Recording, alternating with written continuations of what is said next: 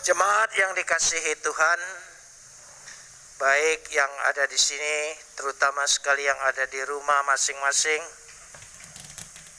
Hari ini kita akan membaca firman Tuhan yang terambil dari Kisah Rasul, pasal yang kelima, ayat 26 sampai ayat 32 saja. Kisah Rasul pasal 5, ayat 26 sampai ayat 32. Kita akan membacanya saling sahut bersahutan. Saya akan awali ayat 26 dan jemaat menjawab ayat 27. Jemaat yang ada di rumah silakan membuka firman Tuhan ini. Kita akan simak dengan baik-baik. Maka pergilah kepala pengawal serta orang-orangnya ke bait Tuhan, lalu mengambil kedua rasul itu, tetapi tidak dengan kekerasan, karena mereka takut kalau orang banyak melempari mereka. Ayat 27. Mereka membawa keduanya dan menghadapkan mereka kepada mahkamah agama. Imam besar mulai menanyai mereka. Katanya, dengan keras kami melarang kamu mengajarkan dalam nama itu. Namun ternyata kamu telah memenuhi Yerusalem dengan ajaranmu, dan kamu hendak menanggungkan darah orang itu kepada kami. Tetapi Petrus dan rasul-rasul itu menjawab, katanya, kita harus lebih taat kepada Tuhan daripada kepada manusia. Tuhan moyang kita yang telah membangkitkan Yesus, yang telah kamu gantungkan pada pohon itu dan kamu bunuh. Dialah yang telah ditinggikan oleh Tuhan sendiri dengan tangan kanannya, menjadi pemimpin dan juru selamat, supaya dapat bertobat dan menerima pengampunan dosa. Dan kami adalah saksi dari segala sesuatu. Dan kami dan Roh Kudus yang dikaruniakan Tuhan kepada semua orang yang mentaati Dia. Kita sambut firman Tuhan. Kapot leha Adonai Elohenu kapot leha. Segala kemuliaan ya Adonai Tuhanku, kemuliaan bagimu. Saudara-saudara yang dikasihi Tuhan, tidak ada informasi sebetulnya apa isi khotbah dari Rasul Petrus ini. Tetapi dari jawaban-jawabannya ketika dia ditanya di bait Tuhan oleh otoritas agama Yahudi, karena sudah ada larangan mereka mengajar atas nama Yesus, dan nama itu menjadi begitu alergi bagi para imam-imam. Tapi mereka begitu semangat. Semangat ini kalau kita simak, kalau mereka tidak mengalami, mungkinkah ada orang rela mati untuk apa yang dia tidak yakini? Apalagi kalau itu masih dalam keraguan dan kebimbangan. Kalau mereka sungguh-sungguh tidak mengalami Yesus itu bangkit,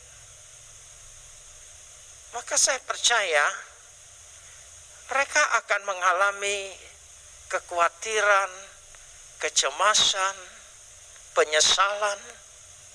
Tapi ini tidak ada sama sekali.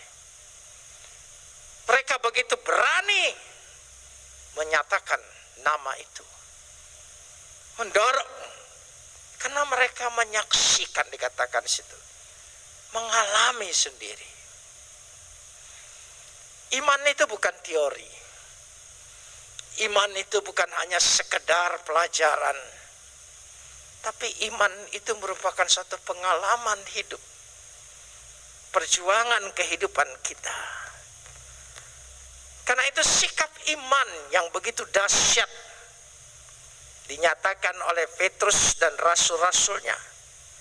Kita harus lebih taat kepada Tuhan daripada kepada manusia.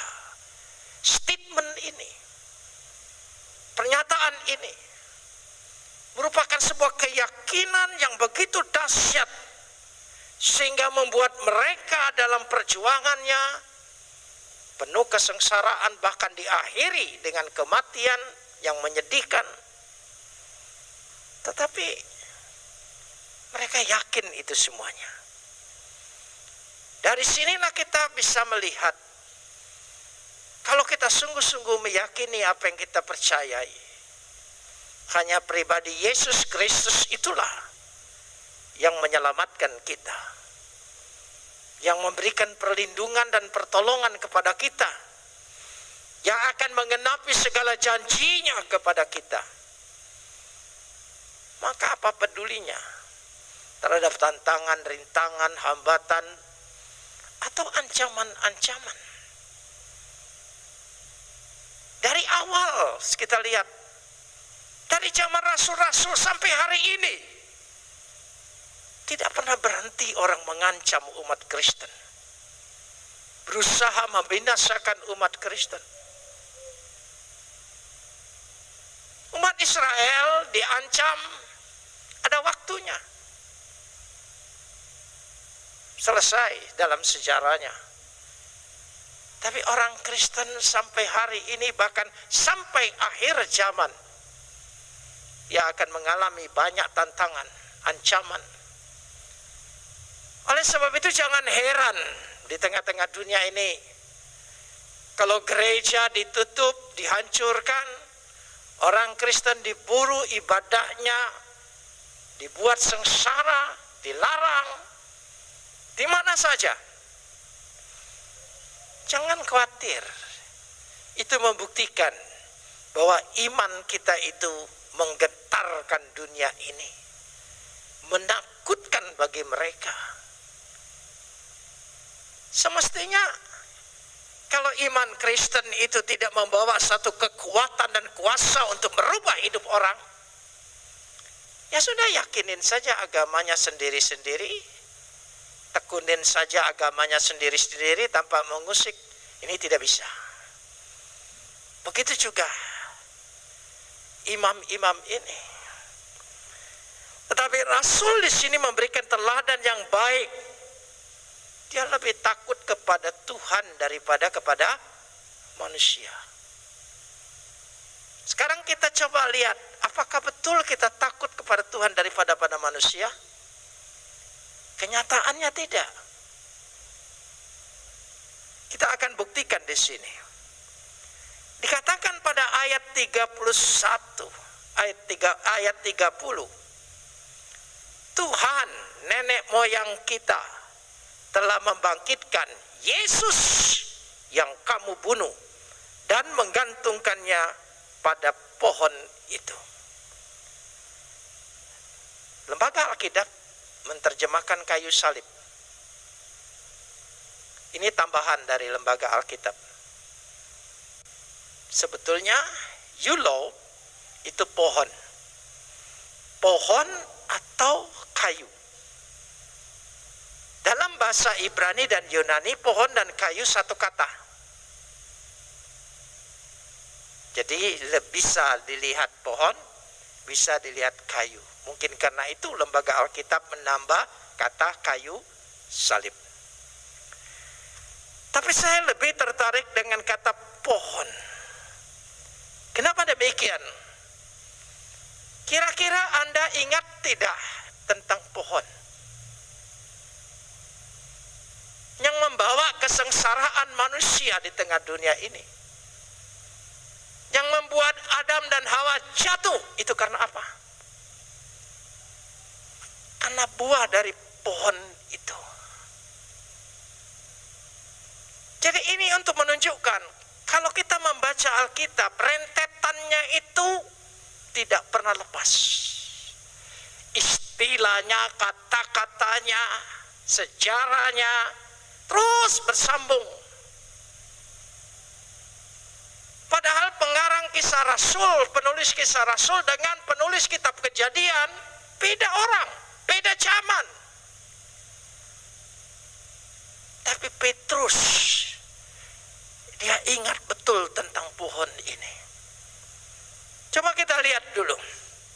Kejadian pasal 2 ayat yang ke-17. Kejadian pasal 2 ayat yang ke-17. 16 ya, 16 dulu. Oke. Lalu Adonai Tuhan memberi perintah ini kepada manusia.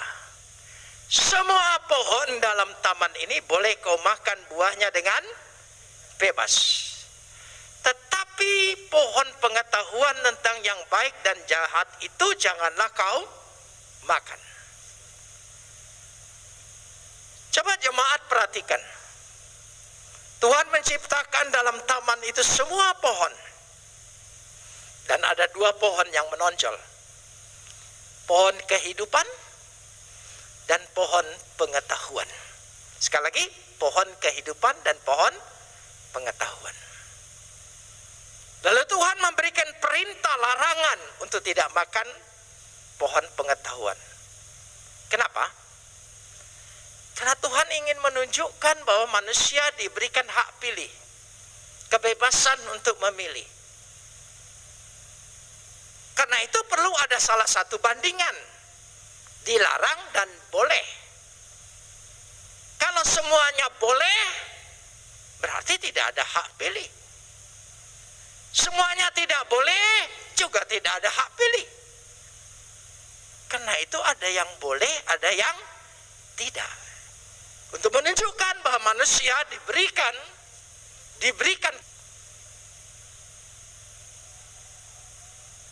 tetapi manusia pilihannya kemana?